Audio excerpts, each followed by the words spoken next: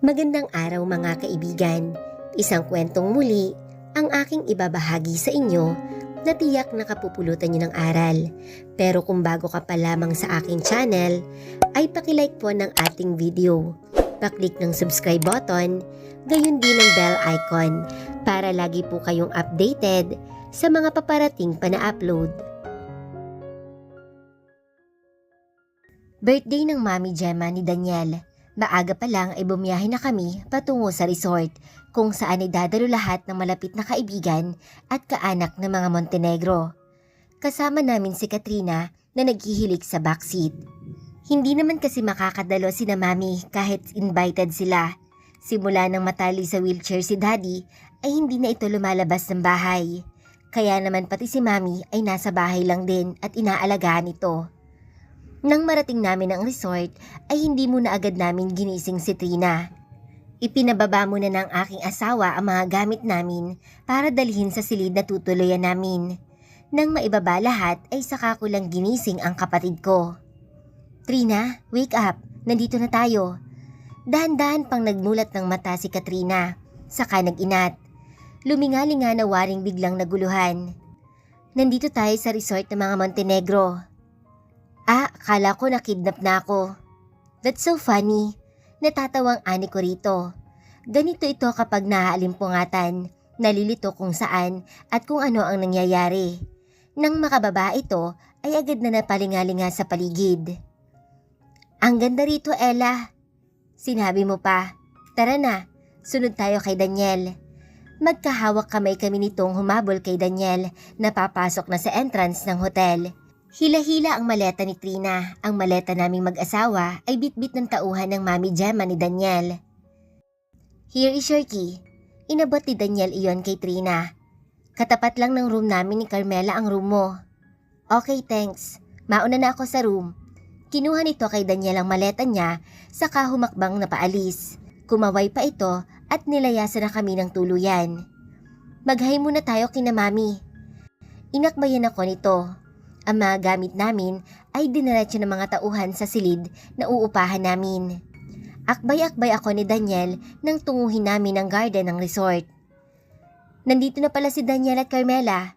Salubong ni Mami Gemma sa amin. Nagbeso-beso kami nito. "Happy birthday, Mami." "Gusto ko sanang regalo ay apo." Natigilan ako sabay tingin kay Daniel. May pilyong ngisi sa labi nito na waring walang planong saluhin ang tanong ng kanyang ina. "Mami, soon." Singit nito dahil para na akong lalamunin ng hiya ko, lalo't nakatingin dito ang ibang relatives nito. "Aasahan ko yan ha." Nandun na sina Kenneth. Itinuro nito ang isang cottage na natatanaw namin. "Pati na rin mga kaibigan mo." "Ganun ba? Wipe, saglit lang ha. Pupuntahan ko lang sila saglit." "Sure, dito muna ako kay Mami." Humalik ito sa sentido ko, saka tumakbo patungo sa pwesto ng mga kaibigan nito. "Sana nga soon may apo na ako sa inyong dalawa." Sinulyapan ko si Mami Gemma na ipinatong sa balikat ko ang baba. "Oo naman po, kapag biniyayaan po kami." "Kumusta kayo, iha? Inaalagaan ka ba ng anak ko? Ikaw, inaalagaan ka ba niya?" "Opo, inaalagaan niya po ako at ganun din ako sa kanya." Noong una ay nag-aalangan talaga akong sumang-ayon. Playboy kasi ang anak kong na yan. Pero tingnan mo naman, sa loob ng panahon na kasal kayo, wala akong nasagap na issue sa kanya. Mabait po ang asawa ko. Well, mukhang nakahanap na talaga ng katapat ang anak ko. At ikaw yun. Napangiti ako sa sinabi ni Mami. Si Mami Gemma, pansin ko namang hindi rin issue rito ang appearance ko. Sweet nga ito sa akin katulad ng mami ko. "Doon ka muna sa grupo ni na Emily. Mababait naman ang mga girls." Hindi naman din kalayuan ang pwesto ni na Emily. Kasama nito si Angel, Ollie and Berry. May dalawang pambabae na hindi pamilyar sa akin ang nakaupo rin sa pwesto ng mga ito. Hindi ko naman magawang tanggihan ang sinabi nito. Kaya naman, tumango na lamang ako. Paglapit ko sa mga babae, ay agad nagawi sa akin ang tingin. "Seryoso nga talaga ang kuya mo na asawa niya to?" Disappointment ang nakalarawan sa mukha ni Angel na naiiling pa.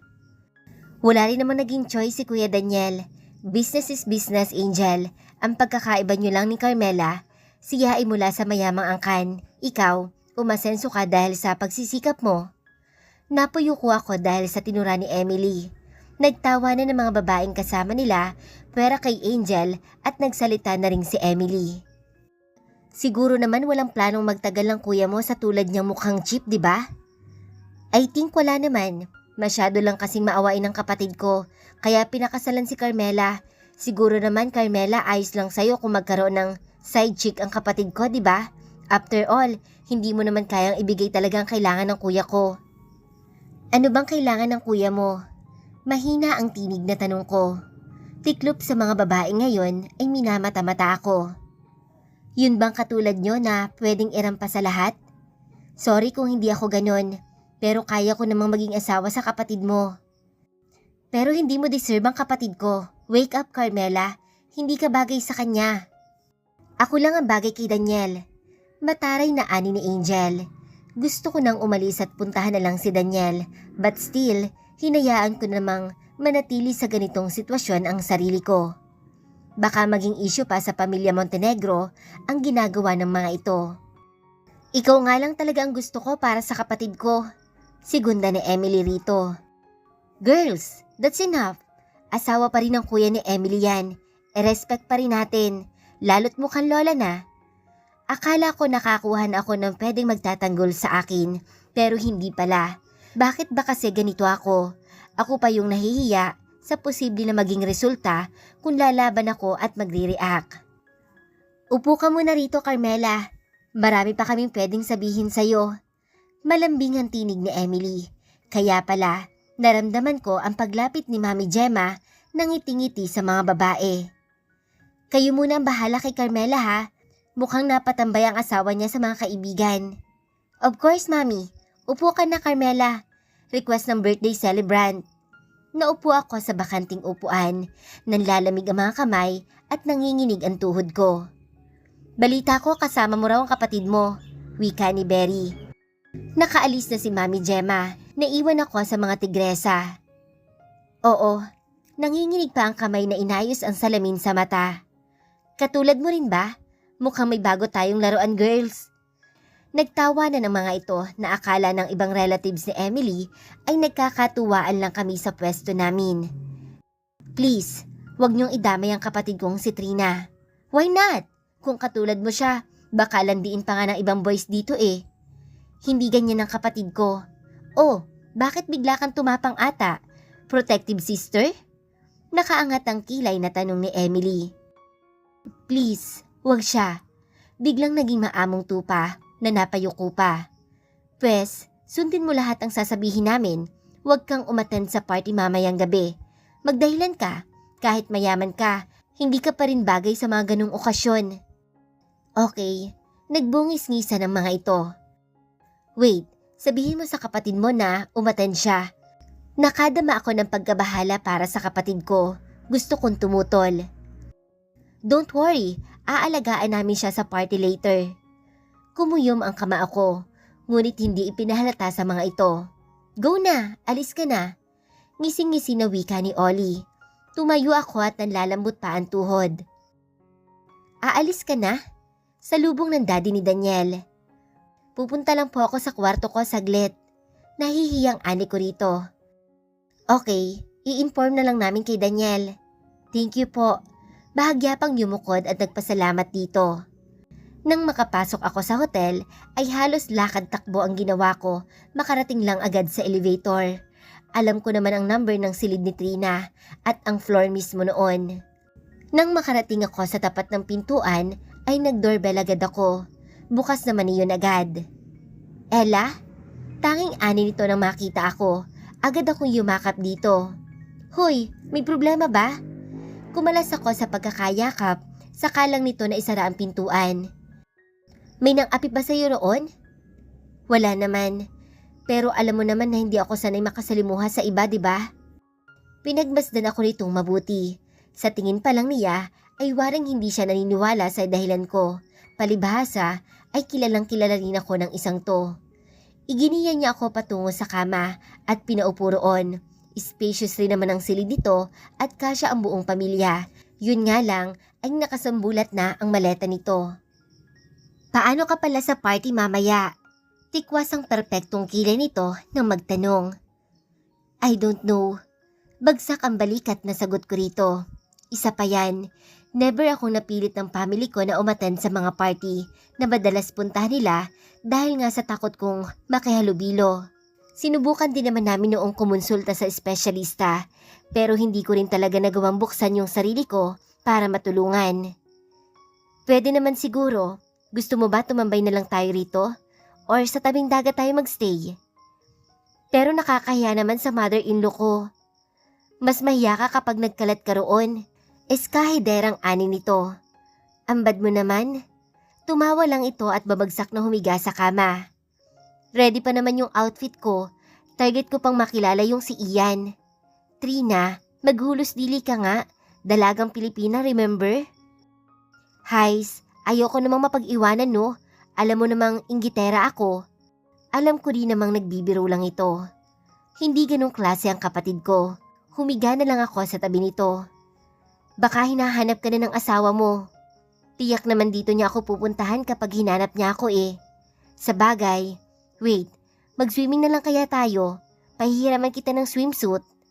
Alam mo namang hindi ako nagsusuot ng ganyan, tapos sa public place pa. Maka public place naman tong isang to, pero bahala ka, ako maliligo ako.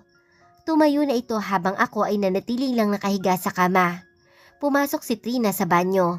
Saktong nagring ang doorbell. Agad akong tumayo at sinilip ang tao sa labas. Saka ko lang pinagbuksan nang makita kong si Daniel iyon. Hi! Nginitian ako nito. Bahagya akong binuksan ng pintuan at binati rin ito. Hi! Pasensya na at nauna akong umakyat. Nagawi sa likuran ko ang tingin ni Daniel. Nang lingunin ko rin ang tinitingnan nito, ay nakita ko si Trina na nakatupis na. Nanlaki ang mga mata na tinawag ko si Trina na nagulat din. Saka ko maripas ng takbo pabalik sa banyo. Nang lingunin ko si Daniel ay nakapikit na ito. Napabungis-ngis ako na bahagyang pinitik ang ilong nito. Doon muna tayo sa room natin. Trina, sa room muna kami ha. Kato ka later. Hindi na. Baka nagsesex kayo makakaistorbo pa ako. Malakas na sigaw nito habang nasa banyo. Nanlaki ang mga mata ko sa gulat na malakas na ikinatawa ni Daniel. Thank you sa pagbigay ng ideya. Let's go, wife. Hinawakan ni Daniel ang braso ko at iginiya na para tuluyang lumabas sa room ni Trina. Hindi pa rin nakabawi sa labis na pagkabigla. Wife, nasubukan mo bang mag-contact lens? Tanong nito sa akin habang binubuksan ang pintuan. Hindi pa naman, sagot ko rito. Gusto mo bang itry? Parang hindi naman ako magiging komportable roon, tugon ko rito. Sa bagay, ikaw rin naman ang nakakaalam niyan. Inakbayan muna ako nito bago kami sabay na pumasok. Pagdating sa loob, ay agad kong nakita mga maleta sa paanan ng kama. Akma akong lalapit doon nang hulihin ito ang bewang ko at mariing inilapat ang katawan sa likuran ko. Ayusin ko muna mga gamit. Mahinang ani ko rito. Hayaan mo muna yan. Sinimulan nitong halikan ng leeg ko. Nakatalikod pa ako rito pero dama ko ang gigil nito. Daig ko pa ang mahiyaing dalaga na kahit ilang ulit na naming nagawa ay nako-conscious pa rin ako. Nakatalikod pa rin ako rito. Nang igiya ako sa kama ay padapa. Daniel, he's so aggressive. Nang subukan kong palitan ng posisyon ko ay hinawakan nito ang bato ko. Stay wife. Waring nagmamadaling kilos nito. Mukhang kinakalas ang belt na suot habang ang isang kamay ay hawak pa rin ang bato ko. Napasinghap ako nang bigla na nitong inangat ang palda ko. Nang hindi ata makontento ay hinila na lang niya. Hindi siya gentle ngayon kaya sobrang bilis ng tibok ng puso ko. Hila kong hila lang ang ginagawa nito. Nakakakaba. Stay. Ulit nito saka tinanggal ang pagkakahawak ng kanyang kamay sa bato ko. Ganito ba talaga kapag bigla lang nag-iinit? Masyado akong nasyasyak sa kinikilos nito. Pero aminado naman akong gusto iyon ng katawan ko. Pwede bang dito na lang ako? Marahang kong hinaplos ang gusot na parteng balikat ng suot ni Daniel. Nakahanda na kaming dalawa, pero nag-aalinlangan pa rin ako talaga. Takang tiningnan ako nito, saka hinawakan sa bewang. Why? Hindi naman marami ang tao sa party later. Hindi talaga ako komportable. Napayo kong ani ko rito. Bumuntong hininga ito sa kakinabig ako palapit sa kanyang katawan. Hindi naman ako lalayo sa'yo. Pwede bang kahit batiin lang natin si Mami? Tapos saka tayo aakyat dito? Pwede naman, pero ako na lang ang babalik dito sa room. Enjoy mo na lang ang party ng Mami mo. Ayaw ko namang isipin ng mga relatives si Daniel ay nagpapa-special ako at maging reason bakit hindi nila makasama ang lalaki sa celebration. Daniel, it's fine. Naroon ang relatives nyo. Yung iba roon ay minsan lang ninyo makita at makasalamuha. Enjoy the party, mister ko. Malambing na ani ko rito. Humugot ito ng malalim na buntong hininga, saka sinapo ang pisngi ko bago ito tumangutango. You're the boss, pero kapag na-board din ako sa party, aakyat din ako rito. Mas masaya kaya rito sa kwarto? Pili yung ani nito. Paanong naging masaya? Takang ani ko, sabay pulupot ng braso sa leeg nito. Kasi rito kasama kita. Napabungis-ngis ako sa tinura nito. Ang cheesy mo? Biriw ko naman. Let's go na? Baka kasi hindi na naman ako makapagpigil. Pareho na kaming nakatawa sa hirit nito. Katukin natin si Trina. Mabuti pa nga. Paglabas namin ay sakto namang bumukas ang pintuan ng silid ni Trina. Napasinghap ako na mapagmasdan ng kapatid ko. Anong reaksyon naman yan, sis? Tawang-tawang tanong nito sa akin. Tiningnan ko siya mula ulo hanggang paa. Ang ganda talaga ng kapatid ko. You're so beautiful. Nako Daniel, itong asawa mo binobola ako. Carmela is right. You're so beautiful. Napangiti ako sa ginawang pagsang-ayon ni Daniel sa sinabi ko. You see? Bigla tuloy akong naging conscious. Napahawak pa ito sa pisngi nito. Let's go na. Magsisimula na ang party. Napahawak ako sa kamay ni Daniel. Si Katrina naman ay nakabuntot lang sa amin. Nang marating namin ang venue, ay agad na nagtama ang tingin namin ni Emily na kasama ang kanyang ina na binabati ang bawat pumapasok sa sinet up na venue ng party. Ngumiti ito ng pagkatamis-tamis sa akin. Hindi ko maiwasang matakot sa ngiting iyon ng babae. Pakiramdam ko may dapat akong ikatakot sa ngiting iyon. Parang may warning lalo't binalaan nila ako kanina. Happy birthday, Mami! Bati ni Daniel sa kanyang ina. Humalik pa ito sa pisngi at niyakap ito. Habang ako naman ay naghihintay lang na magkaroon ng pagkakataon na mabati rin ang celebrant. Thank you, son. Happy birthday po, Mami Gemma. Ako naman ang yumakap dito at humalik sa pisngi nito. Sumunod si Trina na agad pinuri ng ginang dahil sa magandang ayos nito. Pumasok na muna kayo sa loob. Malapit nang magsimula ang party. Si Daniel na ang gumiya sa aming magkapatid papasok. Nanlalamig ang kamay ko sa sobrang nerbiyos. Bahagya namang pinisil ni Daniel iyon. Ano, hindi mo talaga kaya? Mahinahong tanong nito. Huwag mo akong alalahanin. Puntahan mo na lang ang mga kaibigan mo. I'll stay here. Nakaupo na kami. Sa akin nakatingin si Daniel at Trina. Halatang pinag-alala ko na naman. Gusto mo ba ng tubig? Namumutla ka. Wika ni Trina. Enjoy nyo lang ang party. Okay na ako rito. Trina, ayos lang ako. Assurance ko sa mga ito. Parang hindi naman naniniwala. Daniel, ipakilala mo na siya kay Ian. Napabungisngi si Daniel na tumingin kay Trina. Oo nga pala. Sabi niyo pogi si Ian, ipakilala niyo na ako. Nagpipigil lang ako ng tawa, lalo't game na game ang bunso kong kapatid. Mukhang nagkakasiyahan na kayo rito ah. Singit ng biglang sumulpot na si Emily. Good evening sa maganda kong kapatid. Magiliw na bati ng mister ko sa kanyang kapatid. Ang pogi naman ng kuya ko. Daniel, sige na. Ipakilala mo na siya. Pukaw ko sa atensyon ni Daniel. Kanino? Curious na tanong ni Emily. Kay Ian, singit ni Trina Nangingisi-ngisi pa. Oh, okay. Sige na kuya. Udyok ng kapatid. Gusto ko lang ding ilayo si Trina sa malditang kapatid ng asawa ko. Tiyak na masyadong obvious iyon sa radar ni Emily. Pero mas okay na ring hindi na makita ng kapatid ko kung paano ako tratuhin ng sister-in-law ko. Nang dalawa na lang kaming naiwan ay tumalim na ang tingin nito sa akin. So plano niyo pang magkalat dito? So kung single si Kenneth, baka ipinakilala mo na rin sa kapatid mo? Malandi pala kayong dalawa eh. Hindi naman Emily, nagkakatuwaan lang naman kami. I doubt, baka nasa lahi niyo talaga yan. That's not true.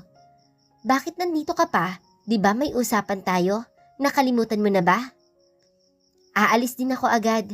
Binati ko lang si Mami Gemma. Nakayo kong ani ko rito. Umalis ka na. Huwag ka na magpapakita sa akin dahil kapag ako ang nainis, pati ang kapatid mo, hindi na makakaligtas sa akin. Tumango ako rito. Tumayo ito at iniwan na ako mag-isa. Nakita ko ang kapatid ko at si Daniel nakausap na mga kaibigan ng asawa ko. Si Kenneth, si Ian at si Douglas. Hindi naman siguro mahahalata ni na Mami Gemma na wala ako, kaya tumayo na ako at pasimpleng lumabas. Kung babalik ako sa room ay tiyak na susundan ako ni Daniel roon at mananatili. Kapag nagpunta ito roon at hindi ako naabutan ay tiyak na babalik ito sa party. Kaya imbes na sa elevator ako dumiretso ay nagpasya akong pumunta sa tabing dagat. Hindi naman ako naka-heels, kaya naman madali lang lumakad sa buhanginan. Ang suot kong gown ay may sleeve pa, kaya naman hindi ako nilamig kahit pa medyo malakas ang hangin. Medyo malayo na rin ang nalakad ko bago nagpasyang maupo muna. Kampante naman ako kahit pa medyo dimang ilaw dahil maliwanag naman ang buwan. Yung ingay na sa paligid kanina ay biglang tumahimik ngayon. Biglang nagkaroon ng kapayapaan ang isip ko. Iyon ang akala ko, pero nang maglandas ang luha ko ay napahikbi na ako. Akala ko yung naramdaman kong kapayapaan ay ikapapayapa ko talaga. Naghanap lang pala ng isang tahimik na lugar para makalaya yung dibdib kong hindi ko pansin na bigat na sa sama ng loob. Hinayaan ko lang na umagos ang luha ko habang nakatitig sa buwan. Waring kahit patuloy ang pagbagsak ng luha ay unti-unting nakaramdam ng katahimikan ng kalooban. Nandito ka lang pala? Napaiktad ako sa sobrang gulat dahil sa hingal na tinig ni Daniel. Mabilis kong pinunasan ang luha ko bago tumingin dito at ngumiti. Daniel? Pagbalik ko sa table wala ka na. Naiwan sa party si Trina. Hinanap kita. Wala ka sa room kaya naisip kong baka narito ka. Umupo ito sa tabi ko. Waring automatic na rin ang katawan ko. Sa sobrang panatag ko na katabi ito, isinandal ko ang ulo ko sa kanyang balikat. Sorry, hindi ko kasi kaya talagang magstay. Inakbayan ako nito. It's okay, hindi mo kailangan mag-sorry. Medyo nalungkot lang ako kasi hindi ko nagawa ang plano ko. Planong ano? Takang tanong ko rito. Alam kong nakita ko nitong umiiyak, pero hindi ito nagtanong. Isa iyon sa magandang ugali ni Daniel. Marunong itong makiramdam. Gusto pa naman sana kitang isayaw. Isayaw? Pwede mo naman akong isayaw. You're right. Tayo ka. Magsasayaw tayo rito sa ilalim ng buwan. Isasayaw kita habang ang mga puno at maligno ang nakatanaw. Napabungisnis ako sa tinura nito at tumayo. Inalalayan pa nga ako nito. Inilagay nito sa kanyang balikat ang mga kamay ko, habang ang kanyang kamay ay inilagay niya sa aking bewang. Walang tugtog, pero iyon ang mahalaga. Nakuha naming marahang umindayog. Yumakap na rin ako sa kanya. Thank you, dahil dumating ka sa buhay ko, Carmela. Binigyan mo ng direksyon yung buhay ko. Hindi ko kayang mag-commit noon sa isa. Naging kasintahan ko si Angel pero hindi ako naging loyal sa kanya. Pero simula nang makilala kita, simula nang maging asawa kita, ay sa'yo ko na lang pinaikot ang mundo ko. Binigyan mo ng kapayapaan ng puso ko, Carmela. Kapag oras ng uwian noon, ang nasa isip ko ay mag-inom, mambabae, sirain ang tiwala ng dati kong kasintahan. Pero binago mo yun. Kapag uwian, Gusto ko na lang na bumili ng bulaklak at dumiretso ng uwi kasi alam ko naroon ka at naghihintay. Daniel, nangingilid ang luha na pinagmasdan ko ito. Thank you din dahil dumating ka sa buhay ko. Kahit boring akong klase ng babae, kahit alam nating pareho na hindi ako yung tipo mong babae, thank you dahil itinuring mo ako ngayong tahanan. Tahanan na gusto mong uwian kahit napagod ka sa paghapong trabaho mo. Mahigpit ako nitong niyakap. Nanatili kami sa ganoong posisyon. Nang kumalas kami sa isa't isa, ay sinunggaban niya ako sa labi ko. Bago man ang nararamdaman kong emosyon na ito at alam kong nakakatakot, handa pa rin akong sumugal. Nang maghiwalay ang labi namin, ay kapwa kami nito luhaan. Ikaw ang tahanan ko. Unang pagkikita pa lang natin. Walang I love you, walang katiyakang nararamdaman. Pero kapwa namin nakita yung isa't isa bilang tahanan naming dalawa. Muli kaming sumayaw kahit walang tugtog. Isang tikim ang pumukaw sa amin kaya mabilis kaming naglayo nito. Nakakaistorbo ba ako? Si Trina nabitbit na ang heels nito. Malawak ang ngisi na hawak pa ang laylayan ng damit. Trina, pagkakatamis-tamis na ngumiti ako rito. Hinanap ko kaya kayo, narito lang pala kayo. Nakakaistorbo ba ako? Of course not. Tanggi naman ni Daniel. Naku, alam ko namang oo. Sige, alis muna ako. Kumaway pa ito at tumalikod na. Sabay pa kaming napabungis-ngis ni Daniel at nagkasundo na sundan na lang ito. Hindi bumalik si Trina sa party. Nagtungo ito sa kabilang side ng hotel kung saan may bar na walang gaanong tao. Dahil ipinasarado naman kasi ng Mami Gemma ang resort para sa kanyang birthday celebration. Nag-iinom ka ba? Tanong ni Daniel sa akin. Mabilis akong umiling dito. Hindi ko gusto ang lasa ng alak. Tinatawanan nga ako ni Trina dahil mahina raw akong nilalang. Samantalang ito ay kayang laklakin yung pinapuslit nitong alak na wine sa cellar ni Daddy. Ella, subukan mo naman kahit ngayong gabi lang. Ako ang naupo sa gitnang upuan habang nasa magkabilang gilid ko ang dalawa. Si Trina ang nagsabi noon. Nang tingnan ko si Daniel ay nakangiti itong pinagmamasdan ang naguguluhang ekspresyon ng mukha ko. Fine, pero kaunti lang ha. Natawa pa ang mga ito sa ginawa kong hand gesture. Nang magsimulang iserve ang alak ay waring nagpaligsahan si Daniel at Trina habang ako naman ay patikim-tikim lang. Hindi ko gusto, pero hindi ko rin namalayan na napaparami na ako ng inom. Hanggang sa maging tipsy na ako at kung makatawa ay wala ng wisyo. Walang dinumirong kilos, parang ang gaan at nakukuha kong i-enjoy yung freedom na nagagawa ko ngayon. Hey! Pukaw ni Daniel na habang tumatawa ako ay sigilang ang bagsak ng luha ko. Oh shit, lasing na to. Tatawa-tawang wika ni Katrina na inakbayan ako. I love you, Trina. Lasing na anik ko rito. Tumawa ito at pinisil ang pisngi ko. Mali yatang desisyon ito. Dinig kong reklamo ni Daniel. Ito lang yata ang hindi lasing. Shot pa! Itinaas ni Trina ang shot glass, sabay inom. Masakit sa lalamunan ang style nito ng pag-inom, pero mukhang sanay na ito. Mister ko, sumandal ako sa balikat niya. Umiikot ang mundo ko. Natawa ito dahilan para bahagyang yumugyog ang balikat niya at makadagdag ng hilo sa akin dahil nakasandal ako sa kanya. Balik na tayo sa hotel room, yaya nito. Okay, Trina, let's go. Tumayo ako kaya mabilis ding tumayo si Daniel. Mabilis na nakaalalay. Si Trina naman ay tumayo na rin at biglang gumewang-gewang din. Nagkatawanan pa kami nito, saka nagkapit ng kamay. Pumagit na si Daniel at siya na ang umalalay sa aming dalawa. Umiikot na talaga ang mundo ko. Una akong ipinasok ni Daniel sa silid. Nang may ayos ako sa kama, ay humalik pa ito sa noo ko. Aasikasuhin ko lang si Trina. Tulog na, Carmela. Bulong nito bago tuluyang nilamon ang kalisingan ng mundo ko.